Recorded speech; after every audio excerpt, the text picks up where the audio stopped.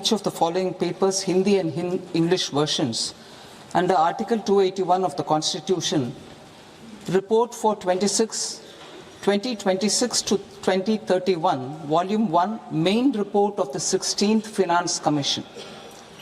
2. Report for 2026-2031, Volume 2, annexures of the 16th Finance Commission. Number 3.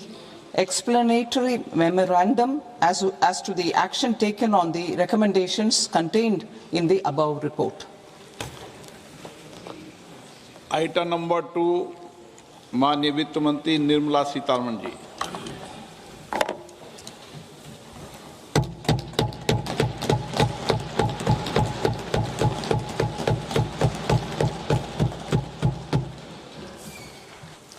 Honorable Speaker, sir, on the sacred occasion of Magh Purnima and the birth anniversary of Guru Ravidas, I present the budget for the year 2026-2027. Since we assumed office 12 years ago, India's economic trajectory has been marked by stability, fiscal discipline, sustained growth, and moderate inflation. This is the result of conscious choices we have made, even in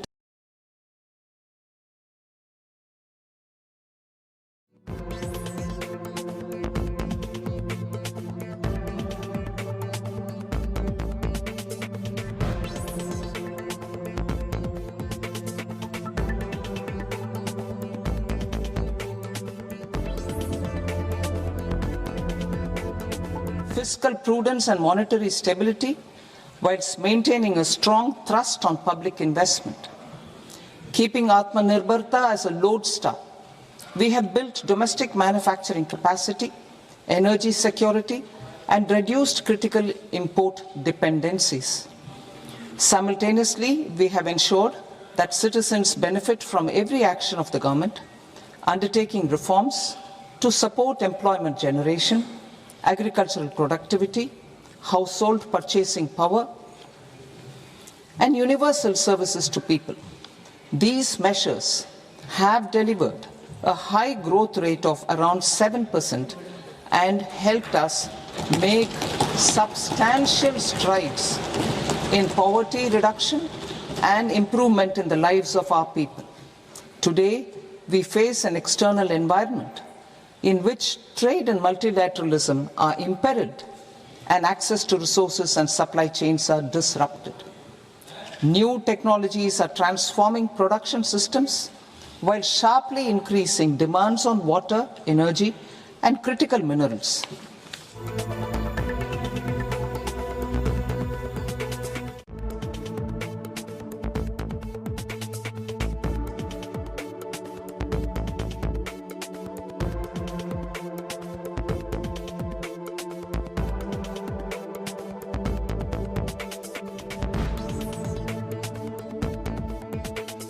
Exporting more and attracting stable long-term investment. As I begin Part A, I want to express my gratitude to the people for standing firmly with us as we forge our way together towards becoming one of the largest economies of the world.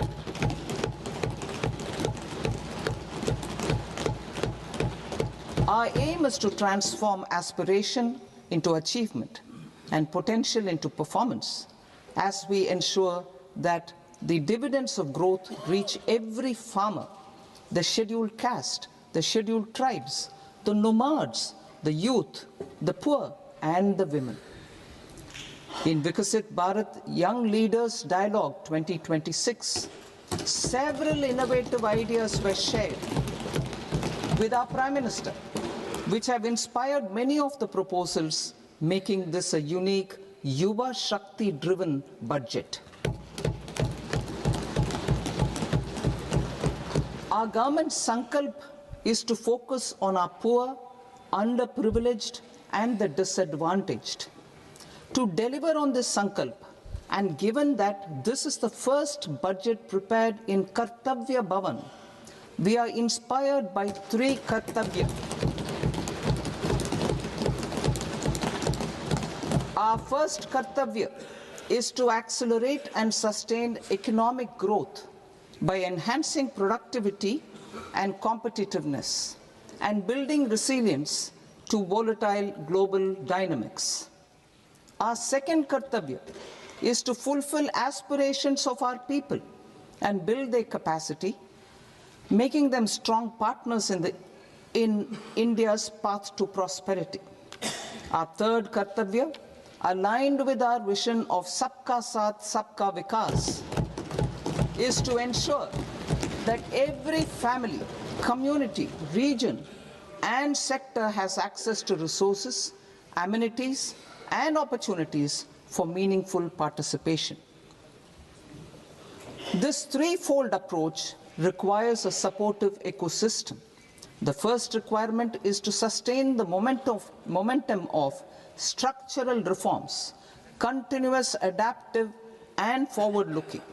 Second, a robust and resilient financial sector is central to mobilizing savings, allocating capital efficiently, and managing risks. Third, cutting-edge technologies, including AI applications, can serve us as force multipliers for better governance. Reform Express. Our government has undertaken comprehensive reforms towards creating employment, boosting productivity, and accelerating growth.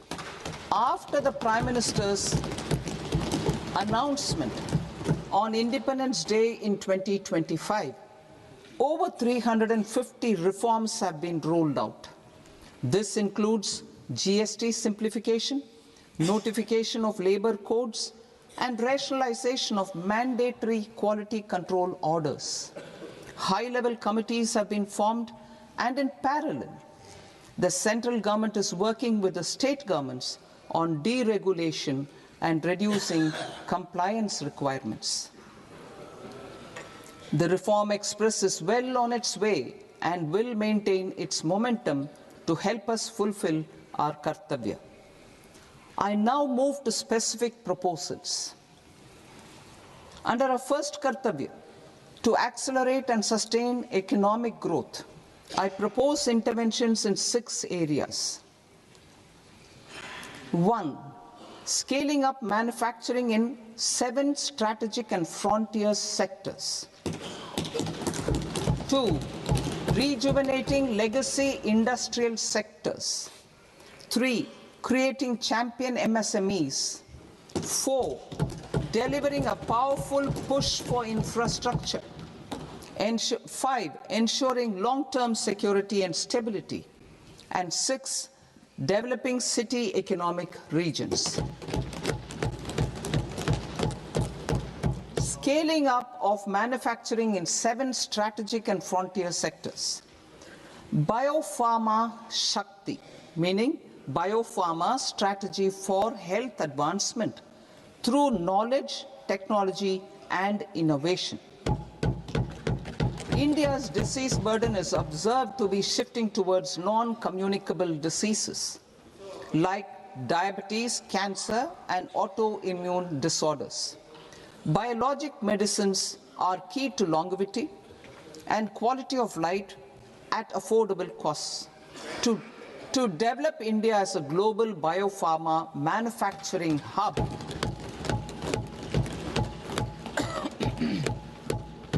I propose the Biopharma Shakti with an outlay of 10,000 crores over the next 5 years. This will build the ecosystem for domestic production of biologics and biosimilars. The strategy will include a biopharma-focused network with 3 new national institutes of pharmaceutical education and research, popularly known as NIPERs, and upgrading 7 existing ones. It will also create a network of 1,000 accredited India clinical trials sites.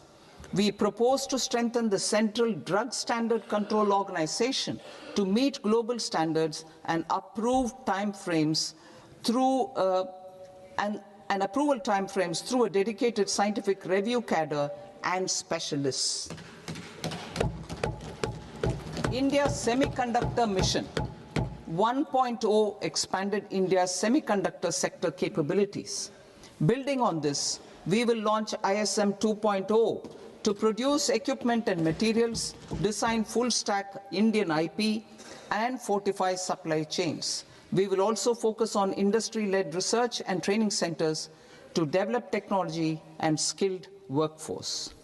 The Electronics Components Manufacturing Scheme, launched in April 2025 with an outlay of 22,919 crores, already has investment commitments at double the targets. We propose to increase the outlay to 40,000 crores to capitalize on this momentum.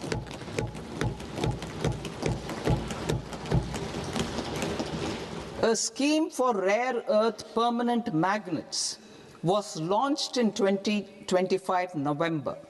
We now propose to support the mineral-rich states of Odisha, Kerala, Andhra Pradesh, and Tamil Nadu to establish dedicated rare earth corridors to promote mining, processing, research, and manufacturing. To enhance domestic chemical production and reduction import dependency and reduce import dependency, we will launch a scheme to support states in establishing 3 dedicated chemical parks through challenge route on a cluster-based plug-and-play model. Strong capital goods.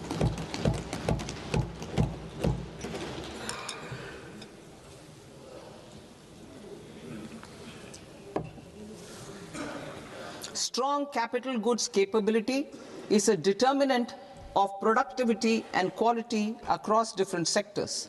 Towards building this capacity, I propose the following. High-tech tool rooms will be established by central public sector enterprises at 2 locations as digitally enabled automated service bureaus that locally design, test, and manufacture high-precision components at scale and at lower cost. 2. A scheme for enhancement of construction and infrastructure equipments will be introduced to strengthen domestic manufacturing of high value and technologically advanced CIE. This can range from lifts in a multi-storied apartment or firefighting equipment in multiplexes, large or small, and to tunnel boring equipments for building metros and high-altitude roads. I also propose a scheme for container manufacturing to create a globally competitive container manufacturing ecosystem with a budgetary allocation of 10,000 crores over a 5-year period. For the labor-intensive textile sector, I propose an integrated program with 5 subparts. 1. The National Fiber Scheme for self-reliance in natural fibers, such as silk, wool, and jute, man-made fibers, and new-age fibers. Textile expansion and employment scheme to modernize traditional clusters with capital support for machinery, technology upgradation, and common testing and certification centers. 3. The National Handloom and Handicraft Program to integrate and strengthen existing schemes and ensure targeted support for weavers and artisans.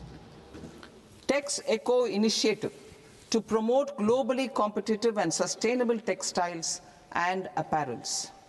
Samarth 2.0 to modernize the upgrade the textile skilling ecosystem through collaboration with industry and academic institutions. Further, I propose to set up mega textile parks in challenge mode. They can also focus on bringing value addition to technical textiles. I propose to launch the Mahatma Gandhi Gram Swaraj initiative to strengthen khadi, handloom and handicrafts. This will help in global market linkage and branding. It will streamline and support training, skilling, quality of process and production. This will benefit our weavers, village industries, one district, one product ODOP initiative, and also our rural youth. India has the potential to emerge as a global hub for high quality, affordable sports goods. I propose a dedicated initiative for sports goods that will promote manufacturing, research, and innovation in equipment design as well as material sciences. Rejuvenation of legacy industrial clusters. I propose to introduce a scheme to revive 200 legacy industrial clusters to improve their cost competitiveness and efficiency through infrastructure and technology upgradation. Creating champion SMEs and supporting micro enterprises. Recognizing MSMEs as a vital engine of growth, I propose a three-pronged approach to help them grow as champions. Equity support. I propose to introduce a dedicated 10,000 crores SME growth fund to create future champions, incentivizing enterprises based on select criteria. I also propose to top up the Self-Reliant India Fund set up in 2021 with 2,000 crores to continue support to micro enterprises and maintain their access to risk capital. Liquidity support. With TREDS, more than 7 lakh crore has been made available to MSMEs. To leverage its full potential, I propose 4 measures. 1. Mandate TREDS as the transaction settlement platform for all purchases from MSMEs by CPSEs, serving as a benchmark for other corporates. 2. Introduce a credit guarantee support mechanism through CGTMSE for invoice discounting on TREDS platform. 3. Link GEM with TREDS for sharing information with financiers about government purchases from MSMEs, encouraging cheaper and quicker financing. 4. Introduce TREDS receivables as asset-backed securities, helping develop a secondary market, enhancing liquidity and settlement of transactions. Professional support. Government will facilitate professional institutions such as the ICAI, ICSI, ICMAI to design short-term modular courses and practical tools to develop a cadre of corporate mitras, especially in Tier 2 and Tier 3 towns. These accredited para-professionals will help MSMEs meet compliance requirements at affordable costs. Infrastructure.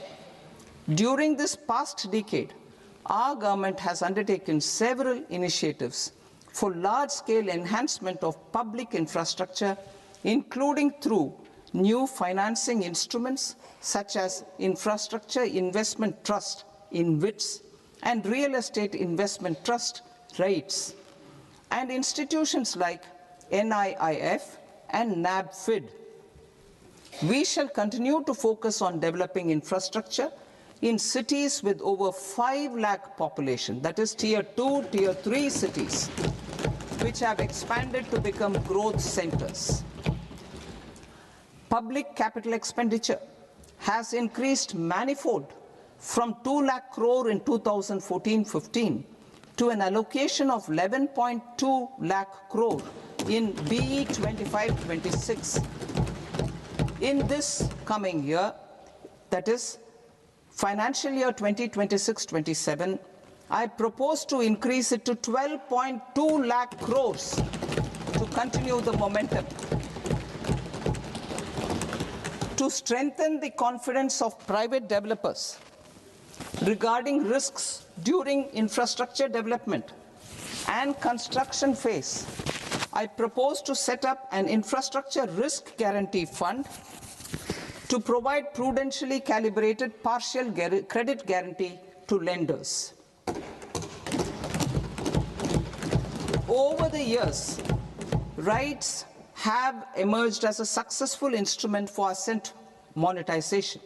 I propose to accelerate recycling of significant real estate assets of the CPSEs through the setting up of dedicated RITES. To promote environmentally sustainable movement of cargo, I propose to 1. Establish new dedicated freight corridors connecting Dankuni in the east to Surat in the west.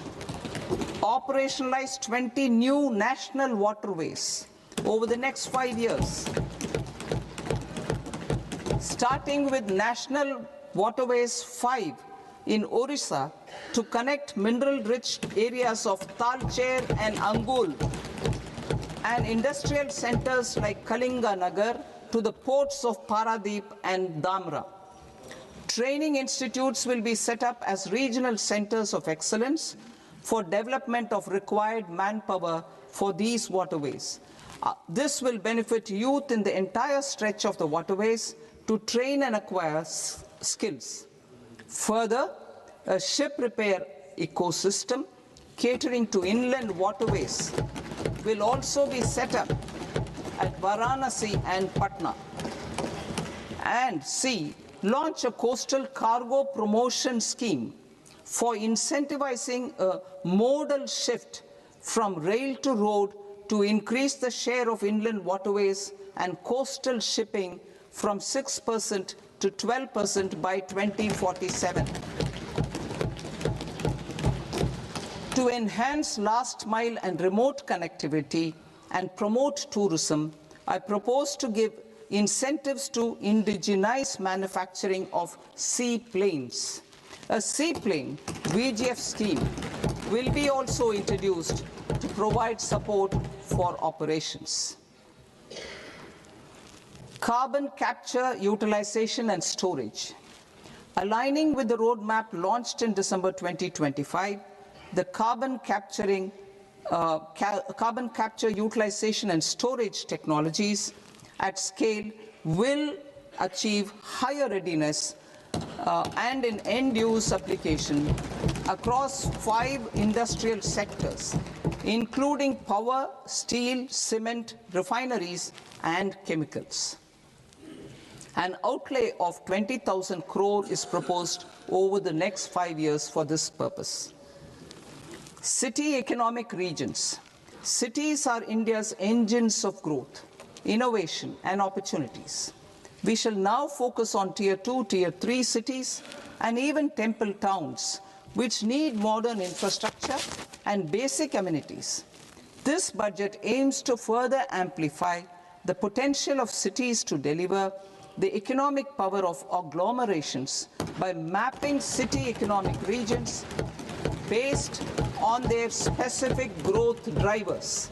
An allocation of 5,000 crore per CER over 5 years is proposed for implementing their plans through a challenge mode with a reform cum result-based financing mechanism. In order to promote environmentally sustainable passenger systems, we will develop 7 high-speed rail corridors between cities as growth connectors, namely Mumbai to Pune, Pune to Hyderabad, Hyderabad to Bengaluru, Hyderabad to Chennai, Chennai to Bengaluru, Delhi to Varanasi, Varanasi to Siliguri.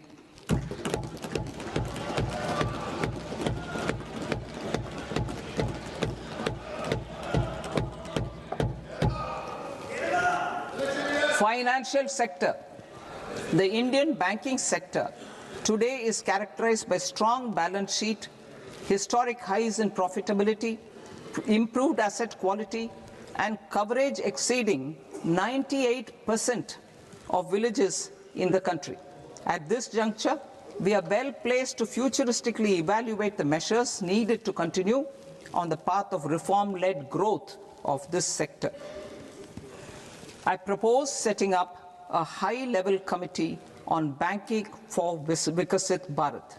High-level committee on banking for Vikasit Bharat to comprehensively review the sector and align it with India's next phase of growth, while safeguarding financial stability, inclusion, and consumer protection.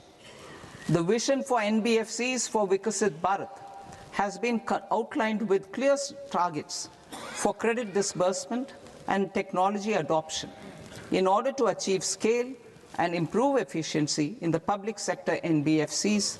As a first step, it is proposed to restructure the Power Finance Corporation and Rural Electrification Corporation.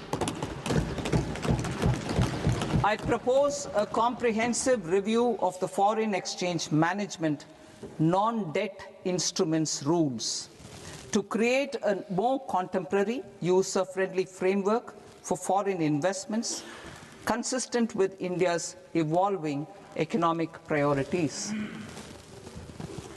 Corporate bond market. I propose to introduce a market-making framework with suitable access to funds and derivatives on corporate bond indices. I also propose to introduce total return swaps on corporate bonds. Municipal bonds.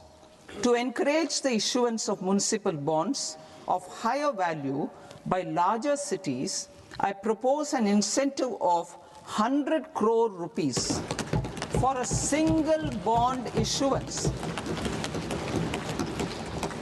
100 crore rupees for a single bond issuance of more than 1,000 crore. The current scheme under Amrit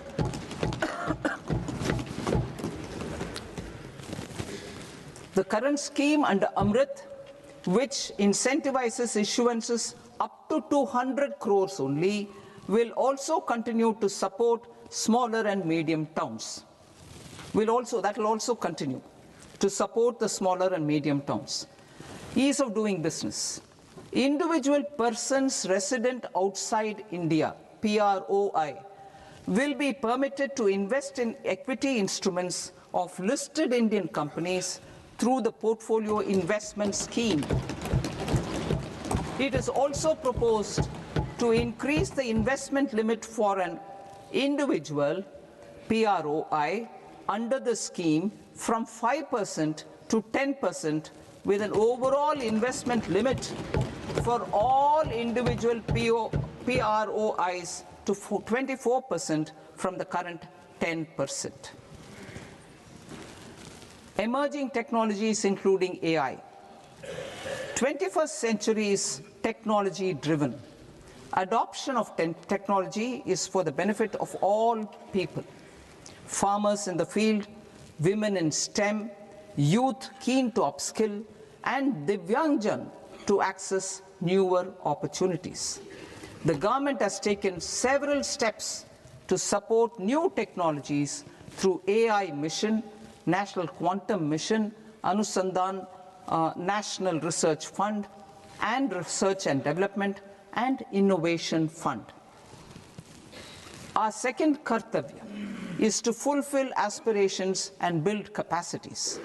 Close to 25 crore individuals have come out of multi-dimensional poverty through a decade of our government's sustained and reform-oriented efforts.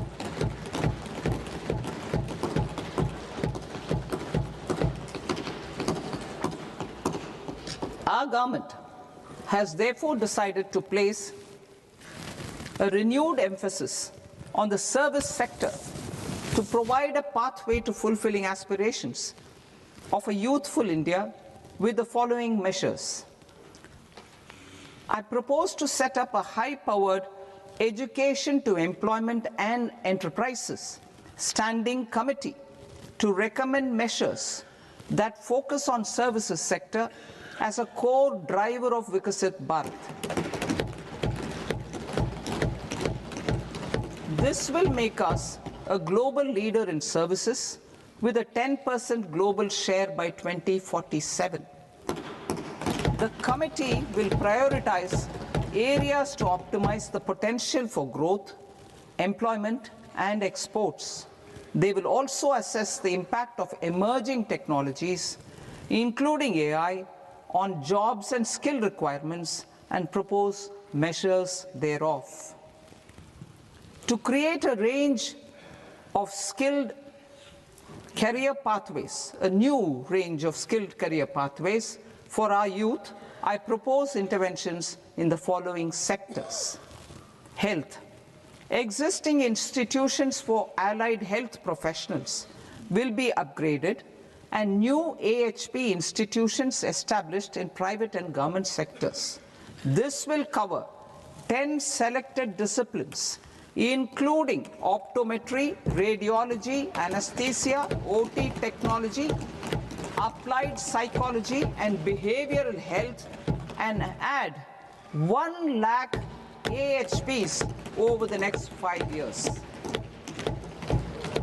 A strong care system covering geriatric and allied care services will be built. A variety of NSQF-aligned programs will be developed to train multi-skilled caregivers, combining core care and allied skills such as wellness, yoga, and operation of medical assistive devices. In the coming year, 1.5 lakh caregivers will be trained.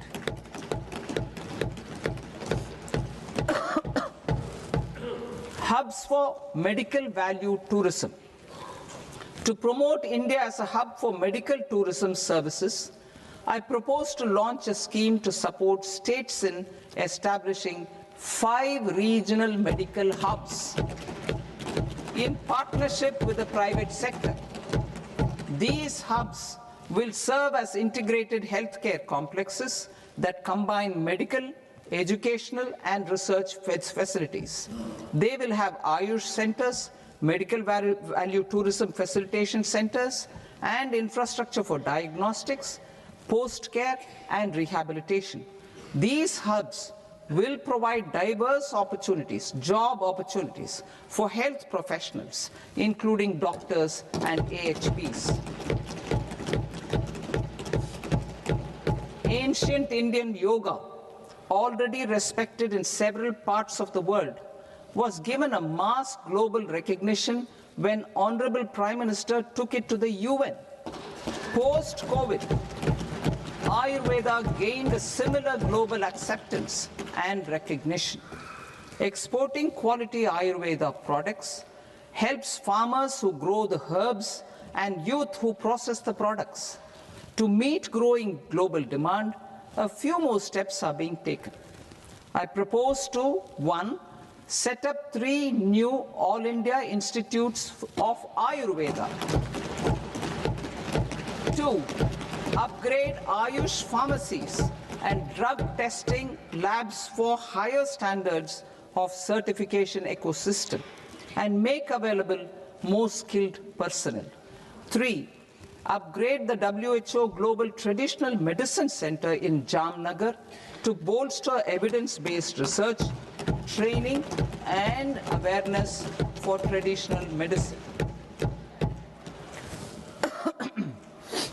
Animal husbandry. Livestock contributes to close to 16% of farm income, including of poor and marginal households. To scale up availability of veterinary professionals by more than 20,000, I propose to roll out a loan-linked capital subsidy support scheme for establishment of veterinary and para-veterinary colleges, veterinary hospitals, diagnostic laboratories, and breeding facilities in private sector.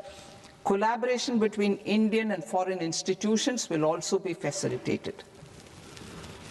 Orange economy. India's animation, visual effects, gaming and comics sector, AVGC sector, is a growing industry projected to require 2 million professionals by 2030. I propose to support the Indian Institute of Creative Technologies, Mumbai, in setting up AVGC content creator labs in 15,000 secondary schools all over the country and 500 colleges. The Indian design industry is expanding rapidly, and yet there is a shortage of Indian designers.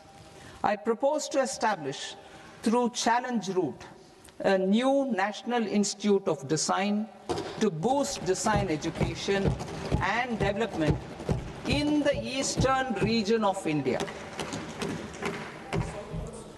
Education.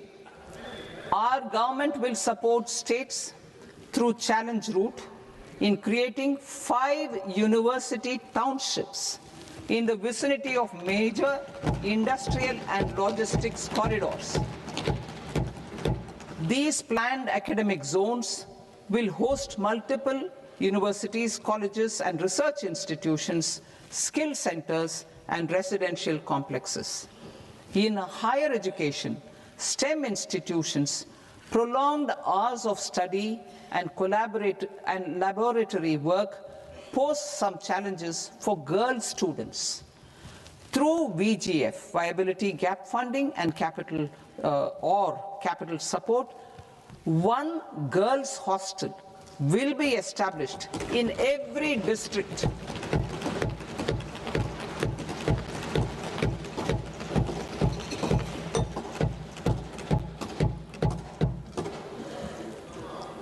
To promote astrophysics and astronomy via immersive experiences, 4 telescope infrastructure facilities will be set up or upgraded. The National Large Solar Telescope, the National Large Optical Infrared Telescope, the Himalayan Chandra Telescope, and the Cosmos 2 Planetarium. Tourism. The tourism sector has the potential to play a large role in the employment generation, forex earnings, and expanding the local economy. I propose to set up a National Institute of Hospitality by upgrading the existing National Council for Hotel Management and Catering Technology. It will function as a bridge between academia, industry, and government. I also propose a pilot scheme for upskilling 10,000 guides in 20 iconic tourist sites through a standardized, high-quality, 12-week training course in hybrid mode in collaboration with the Indian Institute of Management. A national destination digital knowledge grid will be established to digitally document all places of significance, cultural, spiritual, and heritage. This initiative will create a new ecosystem of jobs for local researchers, historians, content creators, and technology partners. India has the potential and opportunity to offer world-class trekking and hiking experience. We will develop ecologically sustainable mountain trails in Himachal Pradesh, Uttarakhand, and Jammu Kashmir. Also in Araku Valley in the Eastern Ghats and Podigai Malai in the Western Ghats. Turtle trails along key nesting sites in the coastal areas of Odisha, Karnataka, and Kerala. And 3 bird watching trails along the Pulikat Lake in Andhra Pradesh, Tamil Nadu. It's on the border. Under the visionary leadership of Honorable Prime Minister, we established the International Big Cat Alliance in 2024. This year, India is hosting the first ever global Big Cat Summit, where heads of governments and ministers from 95 range countries will deliberate on collective strategies for conservation. Heritage and culture tourism. I propose to develop 15 archaeological sites, including Lothal, Dolavira, Rakhi Gadi, Adichanallur, Saranath, Hastinapur, and Leh Palace into vibrant experiential cultural destinations. Excavated landscapes will be open to the public through curated walkways. Immersive storytelling skills and technologies will be introduced to help conservation labs, interpretation centers, and guides. The sports sector provides multiple means of employment, skilling, and job opportunities. Taking forward the systematic nurturing of sports talent, which is set in motion through the Khelo India program earlier, I propose to launch a Khelo India mission to transform the sports sector over the next decade. The mission will facilitate an integrated talent development pathway supported by training centers, which are foundational, intermediate, and elite levels. B, systematic development of coaches and support staff. C, integration of sports science and technology. D, competitions and leagues to promote sports culture and provide platforms. And E, development of sports infrastructure for training and competition. Our third Kartavya aligns with our vision of Sabka Saath, Sabka Vikas towards Vikasit Bharat. This requires targeted efforts for 1. Increasing farmer incomes through productivity enhancement and entrepreneurship, with special attention to small and marginal farmers. B. Empowering Divyangjan through access to livelihood opportunities, training, and high-quality assistive devices. C. Empowering the vulnerable to access mental health and trauma care. D. Focus on the Purvodaya states and the Northeast region to accelerate development and employment opportunities. Fisheries. We will undertake initiatives for integrated development of 500 reservoirs and Amrit Sarovars. 2. Strengthen the fisheries value chain in coastal areas and enable market linkages involving startups and women-led groups together with fish farmer producer organizations. Animal husbandry. To provide quality employment opportunities in rural and peri-urban areas, we will support the animal husbandry sector in entrepreneurship development through A. A credit-linked subsidy program. B. Scaling up and modernization of livestock enterprises. C. Enhanced creation of livestock, dairy, and poultry. Enhanced creation of livestock, dairy, and poultry-focused integrated value chains. And D. Encourage creation of livestock farmer-producer organizations. High-value agriculture.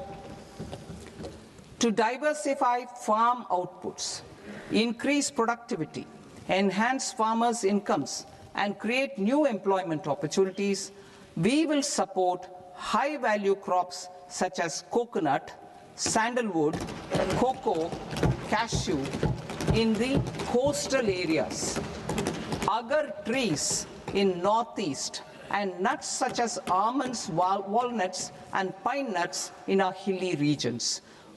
All of them will be supported. India is the world's largest producer of coconuts.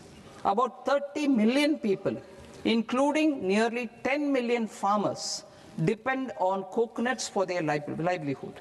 To further enhance competitiveness in coconut production, I propose a coconut promotion scheme to increase production and enhance productivity through various interventions, including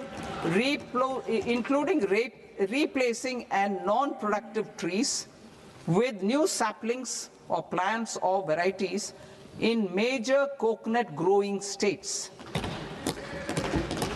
A dedicated program is proposed for Indian cashew and cocoa to make India self-reliant in raw cashew and coconut production and processing, enhance export competitiveness, and transform Indian cashew and Indian cocoa into premium global brands by 2030. Sandalwood. Sandalwood is closely linked to India's social and cultural heritage.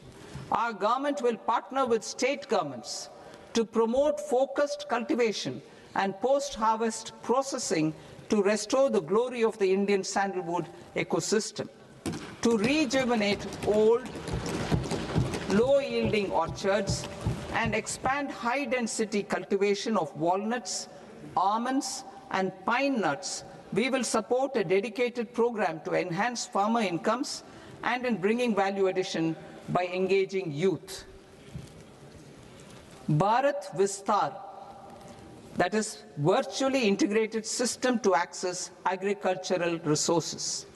I propose to launch Bharat Vistar, a multilingual AI tool that shall integrate the AgriStack portals and the ICAR package on agricultural practices with AI systems.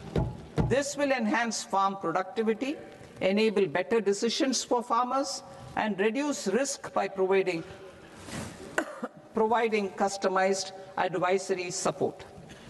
She Marts for rural women-led enterprises. Building on the success of Lakpati Didi program, I propose to help women take the next step from credit-linked livelihoods to being owners of enterprises. Self-help entrepreneur, She Marts will be set up as community-owned retail outlets within the cluster-level federations through enhanced and innovative financing instruments. Empowering Divyangjan. Divyangjan Kaushal Yojana. Information technology, AVGC sectors, hospitality and food and beverages sectors often offer task-oriented and process-driven roles which are suitable for Divyangjan.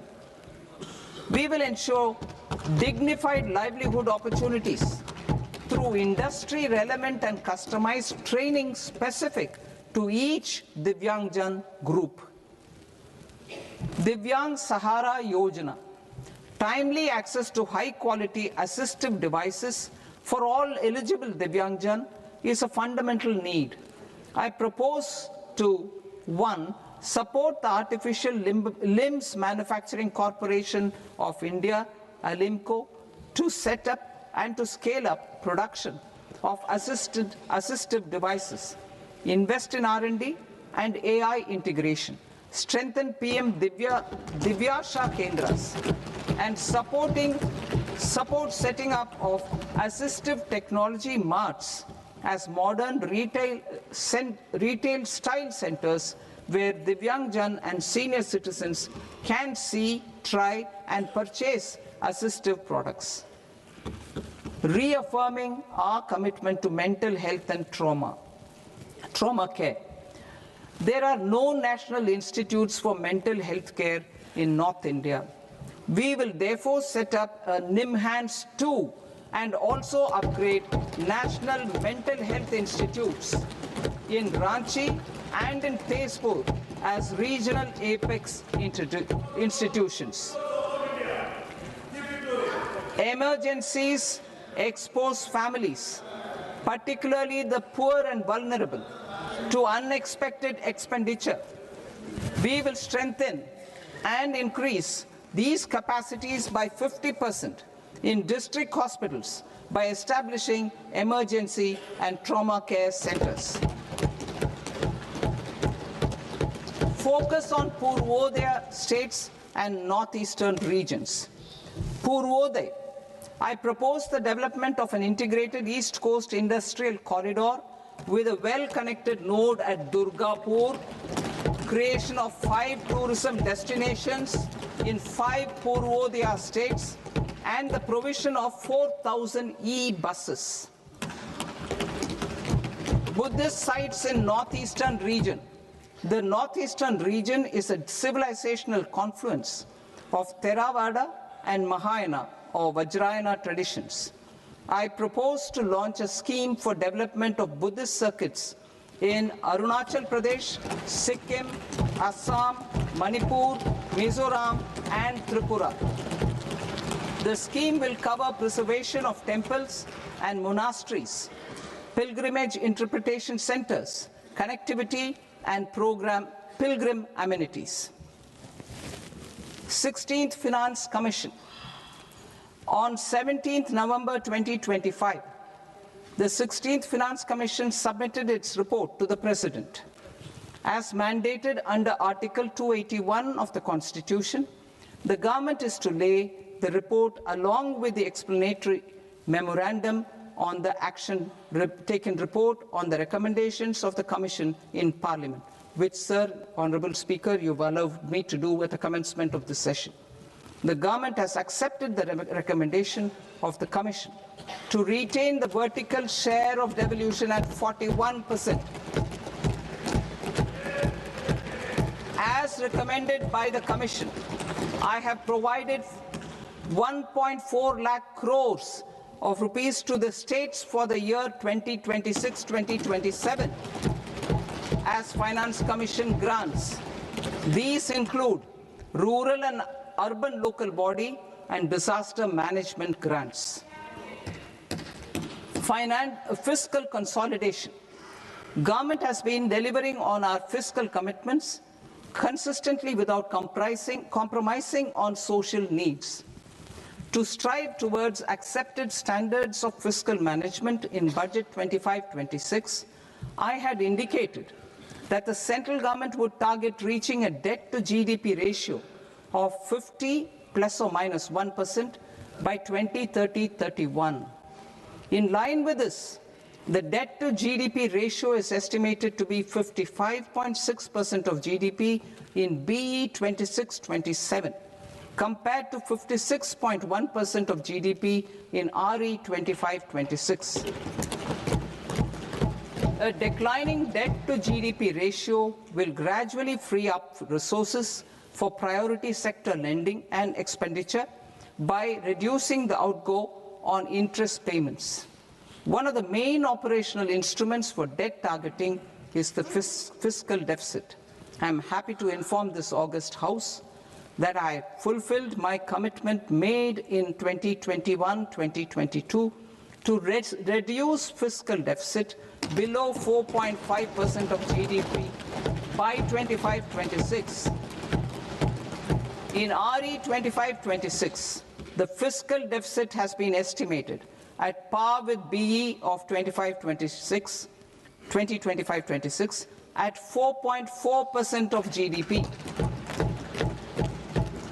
In line with the new fiscal prudence path of debt consolidation, the fiscal deficit in BE 26-27 is estimated to be 4.3% of the GDP.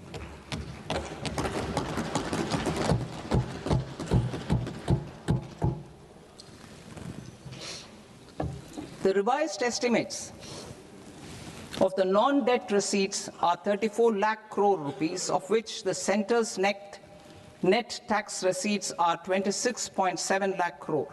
The revised estimate of the total expenditure is 49.6 lakh crore rupees, of which the capital expenditure is about 11 lakh crores. Budget estimates 2026 to 2027. Coming to 26-27, the non-debt receipts and the total expenditure are estimated as 36.5 lakh crore and 53.5 lakh crore respectively. The centre's net tax receipts are estimated at 28.7 lakh crore rupees. To finance the fiscal deficit, the net market borrowings from dated securities are estimated at 11.7 lakh crore rupees. The balance financing is expected to come from small savings and other sources. The gross market borrowings are estimated at 17.2 lakh crore rupees. I'll now move to Part B. Part B, direct taxes.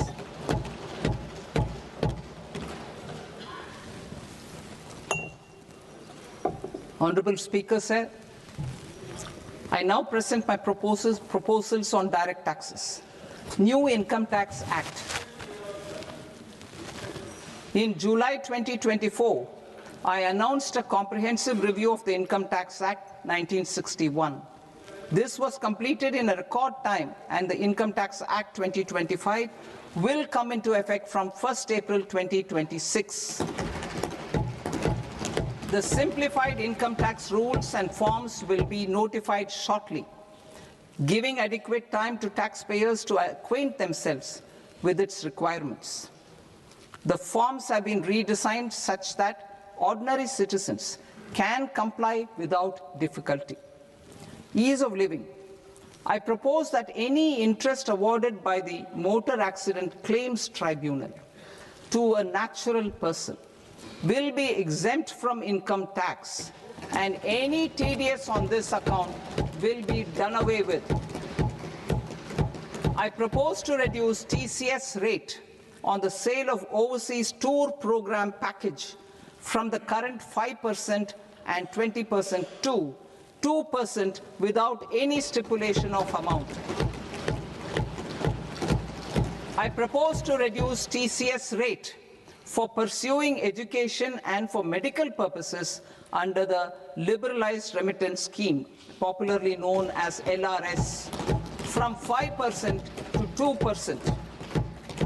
Supply of manpower services is proposed to be specifically brought within the ambit of payment to contractors for the purpose of TDS to avoid ambiguity. Thus, TDS on these services will be at the rate of either 1% or 2% only.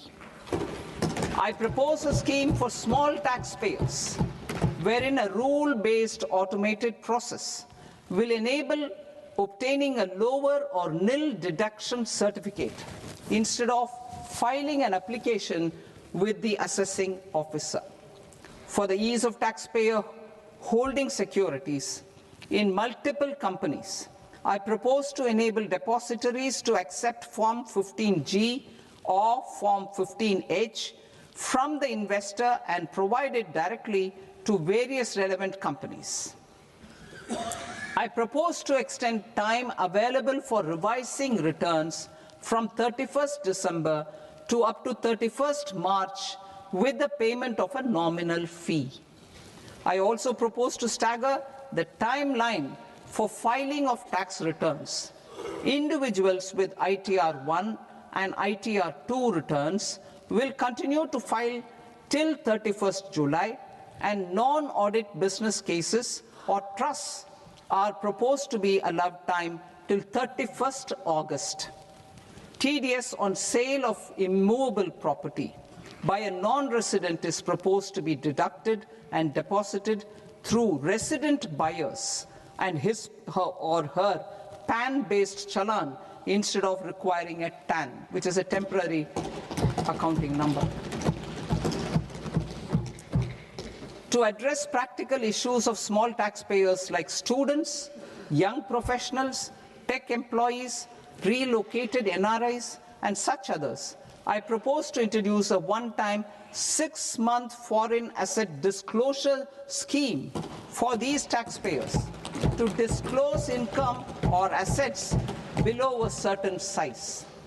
This scheme would be applicable for two categories of taxpayers, namely A, who did not disclose their overseas income or assets, and B, who disclosed their overseas income and or paid due tax but could not declare the asset acquired. For category A, the limit of undisclosed income or asset is proposed to be up to 1 crore rupees. They need to pay 30% of fair market value of asset or 30% of undisclosed income as tax and 30% as additional income tax in lieu of penalty and would thereby get immunity from prosecution. For category B, asset value is proposed to be up to 5 crore rupees. Here, immunity from both penalty and prosecution will be available with a payment of fee of 1 lakh rupees. Rationalizing penalty and prosecution. Multiplicity of proceedings are hindrance to the ease of doing business. I propose to integrate assessment and penalty proceedings by way of a common order for both. There will be no interest liability on the taxpayer on the penalty amount for the period of appeal before the first appellate authority, irrespective of the outcome of appeal process. Further, quantum of prepayment is being reduced from 20% to 10% and will continue to be calculated only on core tax demand. As an additional measure for reducing litigation, I propose to allow taxpayers to update their returns even after reassessment proceedings have been initiated, and an additional 10% tax rate over and above the rate applicable for the relevant year. The assessing officer will then use only this updated return in his proceedings. There is already a framework for immunity from penalty and prosecution in the cases of underreporting. I propose to apply this framework for immunity to misreporting too. However, in such a case, the taxpayer will need to pay 100% of the tax amount as an additional income tax over and above the tax and interest due. Penalties for certain technical defaults, such as failure to get accounts audited, non-furnishing of transfer pricing audit report, and default in furnishing statement for financial transactions are proposed to be converted into fee.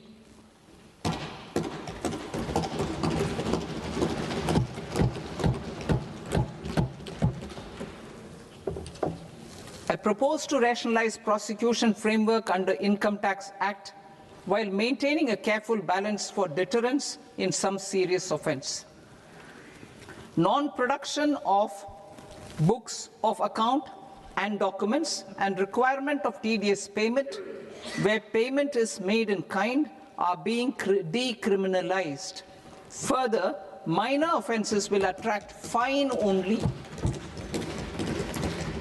The remaining prosecutions will be graded commensurate with the quantum of offence.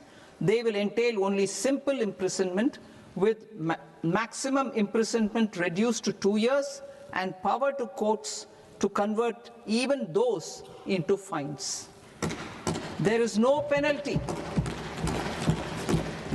There is no penalty presently for non-disclosure of non-immovable foreign assets with aggregate value less than 20 lakh rupees.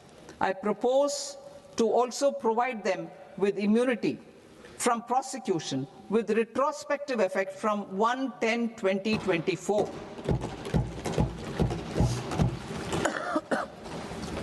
Cooperatives. Deduction is already allowed to a primary cooperative society engaged in supplying milk, oilseeds, fruits or vegetables raised or grown by its members.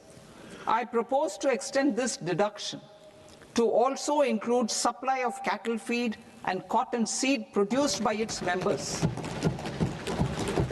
I propose to allow inter-cooperative society dividend income as deduction under the new tax regime to the extent it is further distributed to its members. I further propose to allow exemption for a period of 3 years to dividend income received by a notified national cooperative federation on their investments made in companies up to 31/1/2026. This exemption would be allowed only for dividends further distributed to its member cooperatives. Supporting IT sector as India's growth engine. India is a global leader in software development services, IT-enabled services, knowledge process outsourcing services, and contract R&D services relating to software development. These businesses and their segments are quite interconnected with each other. All these services are proposed to be clubbed under a single category of information technology services with a common safe harbor margin of 15.5% applicable to all. The threshold for availing safe harbor for IT services is being enhanced substantially from 300 crore rupees to 2,000 crore rupees. Safe harbor for IT services shall be approved by an automated rule-driven process without any need for tax officer to examine and accept the application. Once applied by an IT services company, the same safe harbor can be continued for a period of 5 years at a stretch at its choice. For IT services companies who want to conclude advanced pricing agreement, APA, I propose to fast-track unilateral APA process for IT services and endeavor to conclude it within a period of 2 years. The period of 2 years can be extended by a further period of 6 months on taxpayers' request. I propose to extend the facility of modified returns available to the entity entering APA to its associated entities also. Attracting global business and investment. Recognizing the need to enable critical infrastructure and boost investment in data centers, I propose to provide tax holiday till 2047 to any foreign company that provides cloud services to customers globally by using data center services from India. It will, however, need to provide services to Indian customers through an Indian reseller entity. I also propose to provide a safe harbor of 15% on cost in case the company providing data center services from India is a related entity. To harness the efficiency of just-in-time logistics for electronic manufacturing, I propose to provide safe harbor to non-residents for component warehousing in a bonded warehouse at a profit margin of 2% of the invoice value. The resultant tax of about 0.7% will be much lower than in competing jurisdictions. To provide fillip to toll manufacturing in India, I propose to provide exemption from income tax for 5 years to any non-resident who provides capital goods, equipment, or tooling to any toll manufacturer in a bonded zone. To encourage vast pool of global talent to work in India for a longer period of time, I propose to provide exemption to global, non-India sourced income of a non-resident expert for a stay period of 5 years under notified schemes. I propose to provide exemption from minimum alternate tax, the MAT, to all non-residents who pay tax on presumptive basis. Tax administration. I propose to constitute a joint committee of Ministry of Corporate Affairs and Central Board of Direct Taxes for incorporating the requirements of income computation and disclosure standards, the ICDS, in the Indian Accounting Standards, IND-AS itself. Separate accounting requirement based on ICDS will be done away with from the tax year 27-28. To support Prime Minister Modi's vision of homegrown accounting and advisory firms to become global leaders, I propose to rationalize the definition of accountant for the purposes of safe harbor rules. Other tax proposals.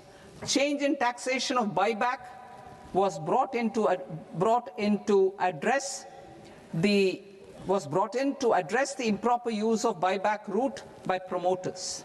In the interest of minority shareholders, I propose to tax buyback for all types of shareholders as capital gains. However, to disincentivize misuse of tax arbitrage, promoters will pay an additional buyback tax.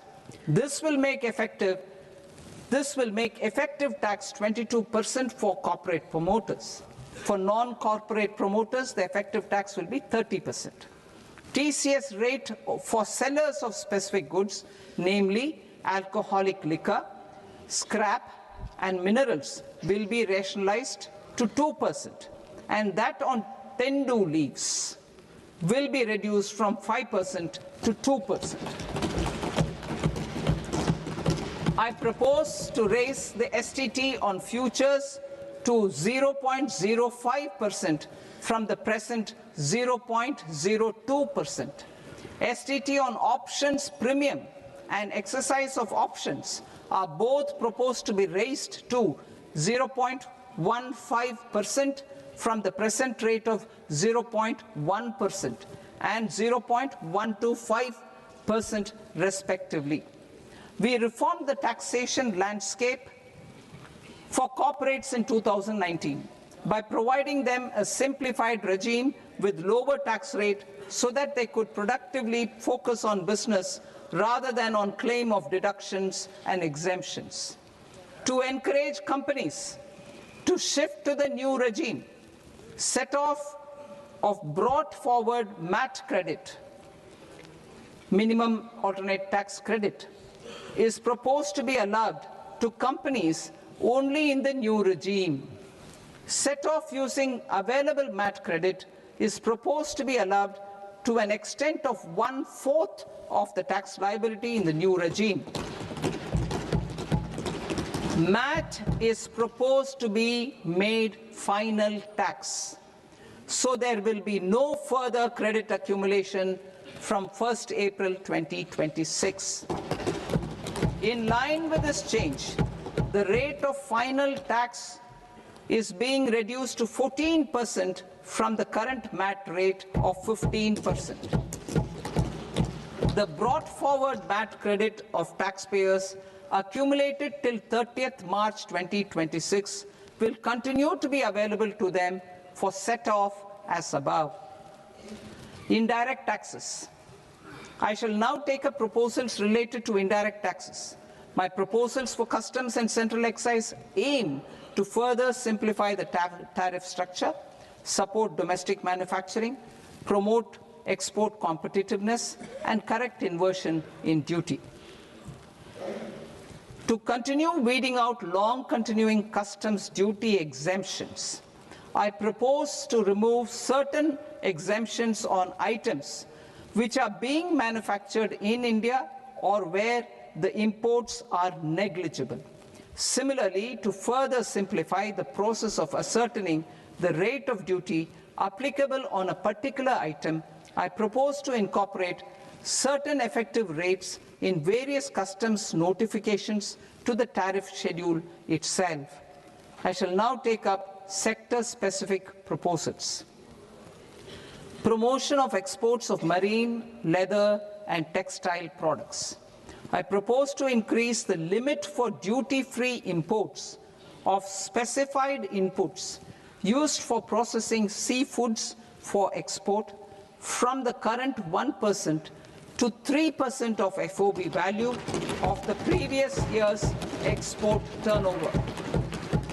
I also propose to allow duty-free imports of specified inputs, which is currently available for exports of leather or synthetic footwear, to exports of shoe uppers as well.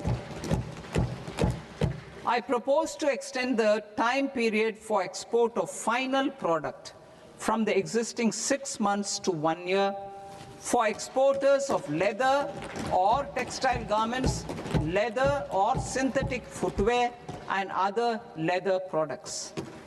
Energy transition and security. I propose to extend the basic customs duty exemption given to capital goods used for manufacturing lithium-ion cells for batteries to those used for manufacturing lithium-ion cells for battery energy storage systems also. I propose to exempt basic customs duty on import of sodium antimonate for use in manufacture of solar glass. Nuclear power. I propose to extend the existing basic customs duty exemption on imports of goods required for nuclear power projects till the year 2035 and expand it for all nuclear plants irrespective of their capacity.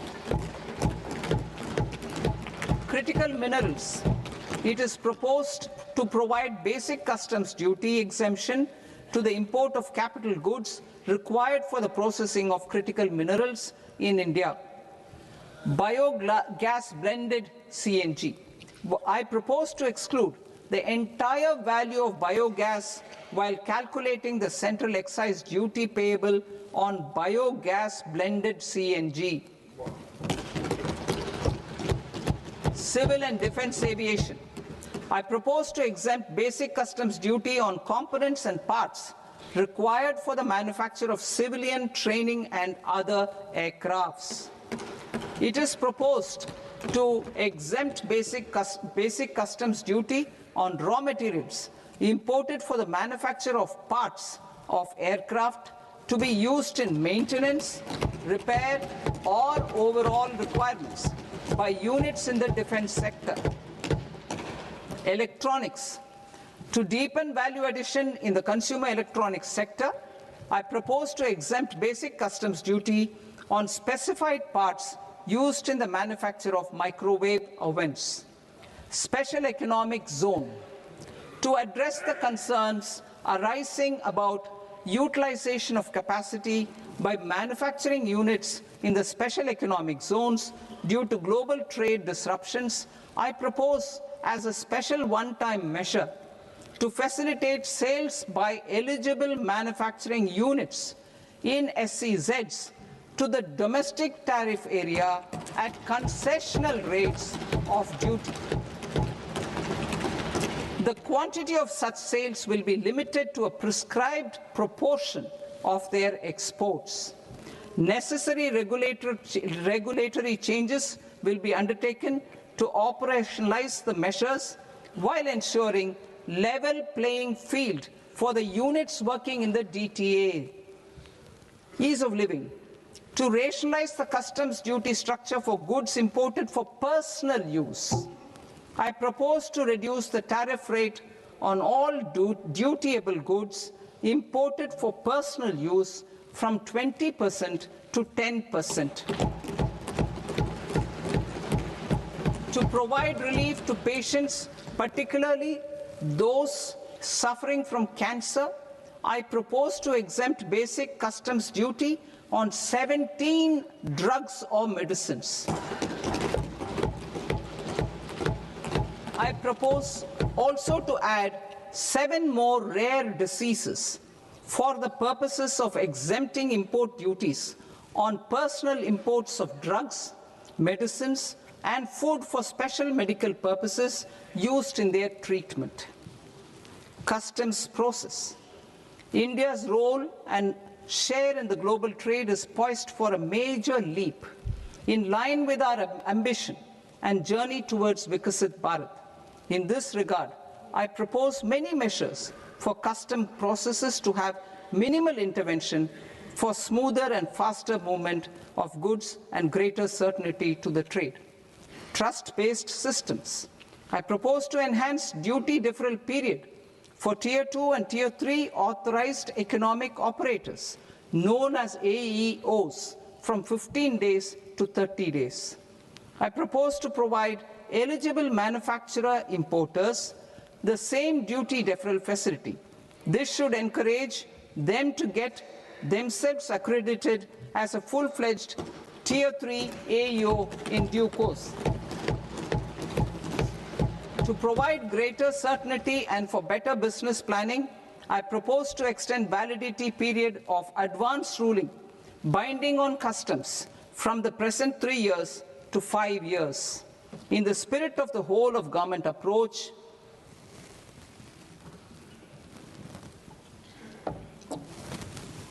government agencies will be encouraged to leverage AEO accreditation accreditation for preferential treatment in clearing their cargo. Regular importers with trusted, long-standing supply chains will be recognized in the risk system so that the need for verification of their cargo every time can be minimized. Export cargo using electronic sealing.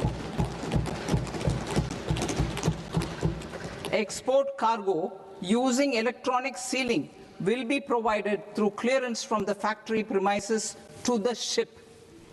For import of goods not needing any compliance, filing of bill of entry by a trusted importer and arrival of goods will automatically notify customs for completing their clearance formalities.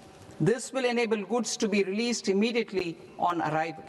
The customs warehouse framework will be transformed into a warehouse operator-centric system with a self-declarations, electronic tracking, and risk-based audit. These reforms will move away from the current system of officer-dependent approvals and reduce transaction delays and compliance costs. Ease of doing business. Approvals required for cargo clearance from various government agencies will be seamlessly processed through a single and interconnected digital window by the end of the financial year. Processes involved in clearance of food, drugs, plant, and animal and wildlife products, accounting for about 70% of interdicted cargo, will be operationalized on this system by April 2026 itself. For goods not having any compliance requirement, clearance will be done by customs immediately after online registration is completed by the importer, subject to the payment of duty. Customs integrated system will be rolled out in 2 years as a single integrated and scalable platform for all customs processes. Utilization of non-intrusive scanning with advanced imaging and AI technology for risk assessment will be expanded in a phased manner with the objective to scan every container across all the major ports. New export opportunities to support Indian fishermen to fully harness the economic value of marine resources beyond our territorial waters. The following measures will be taken. A. Fish catch by an Indian fishing vessel in exclusive economic zone or on the high seas will be made free of duty. Landing of such fish on foreign port will be treated as export of goods. Safeguards will be put in place to prevent misuse during fish catch, transit, or transshipment. To support aspirations of India's small businesses, artisans, and startups to access global markets through e-commerce, I am pleased to announce complete removal of the current value cap of 10 lakh rupees per consignment on courier exports. In addition, handling of rejected and returned consignments will be improved with effective use of technology for identifying such consignments. I propose to revise provisions governing baggage clearance during international travel to address genuine concerns of passengers. The revised rules will enhance duty-free allowances in line with the present-day travel realities and provide clarity in temporary carriage of goods brought in or taken out. There are honest taxpayers who are willing to settle disputes by paying all their dues, but they get deterred due to negative connotation associated with penalty. They will now be able to close cases by paying an additional amount in lieu of penalty. Honorable Speaker, sir, with this, I commend the budget to this august House. Jai Hind.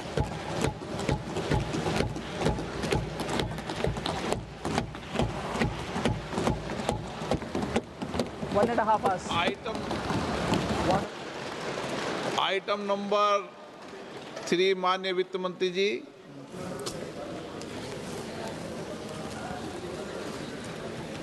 Item number 2, sir. 3। 3. Sir, with your permission, I rise to lay on the table of the the following statements under Section 3, 1 of the Fiscal Responsibility and Budget Management Act of 2003. Medium-term fiscal policy cum fiscal policy strategy statement and macroeconomic framework statement. Item number 4 माननीय वित्त मंत्री जी। Sir, with your permission, I move for leave to introduce the Finance Bill 2026. प्रश्न ये कि विधेयक को पुनर्स्थापित करने की अनुमति प्रदान की जाए। जो सदस्य इस पक्ष में हाँ गए, जो सदस्य विरोध में ना गए, मेरे विचार में निर्णय हाँ वालों के पक्ष में, हाँ वालों के पक्ष में अनुमति प्रदान की जाती है। माननीय मंत्री जी, अब विधेयक पुनर्स्थापित करें। Sir, I introduce the bill. माननीय सदस्यगण, आपको सूचित किया जाता है कि माननीय वित्त मंत्री जी के बजट भाषण की कॉपी पब्लिकेशन काउंटर पर ली जाती है। बजट भाषण और बजट से संबंधित दस्तावेज आपके मोबाइल फोन और मेंबर पोर्टल्स पर ही उपलब्ध है। सभा की कार्रवाई कल सोमवार दिनांक 2 फरवरी 2026 को प्राप्त 11 बजे तक के लिए स्थगित की जाती है।